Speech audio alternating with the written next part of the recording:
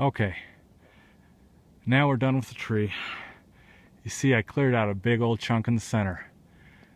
The whole center limb, I found less than 75% of alive, and so I opted to just remove the whole thing. I did some really funky stuff here. First of all, I want to say I failed on that cut right there. See that skinned area? I wasn't able to control the limb falling, and sometimes that happens. But you'll notice how big the stem is in relation to, or the cut was in relation to what I left behind. That right there is the minimum I should allow. Usually, if I remember right, ISA standards are 1/4 of the diameter. It might be 1/3. You'll notice right there on that one, it's a lot less. Everything above that cut was dead. I don't know if I could keep that branch alive, but given the overall condition of the tree, I have to make some compromises. I'm not happy with it, but sometimes that's all I'm left with. You'll notice some other cuts right there.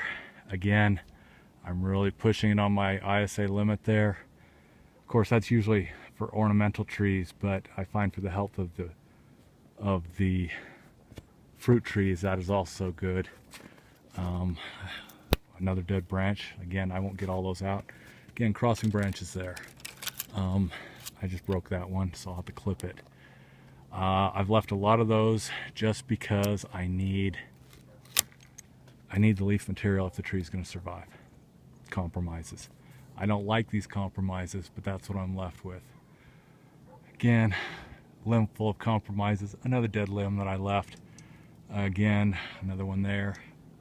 I can spend all day looking for all those little ragged bits that somebody else left, and I'm honestly not going to get them in 1 year worth of pruning. This limb right here, that's the fork I talked about earlier. I decided to take off the south fork of it. I left the north fork. Again, more dead limbs up there. This one will probably not survive, and even if it makes it till next year, I'm probably going to have to cut it back right there. But if I take that out now, the owner is going to freak out because it's going to look like a funny tree. Compromise with what people's expectations are. Also, make sure you got good boots when you're trimming on a hillside, because even with them, you slide. So there you have it. Again, not perfect, but perfection is not possible when you're trying to help a tree recover from bad pruning. Again, reminder, you can always take an extra limb off. You cannot stick an extra one back on. So that's where we're at. We did open it a lot up for sunlight for the healthier branches. And hopefully I'll get this contract next year so I can try and help this tree continue to recover. We'll see. It's really rough on the clients when you have to do this, because they want the trees to look beautiful instantly, and I can't do it. This is Alex Grover with Utah Sustainable Gardening, Manana.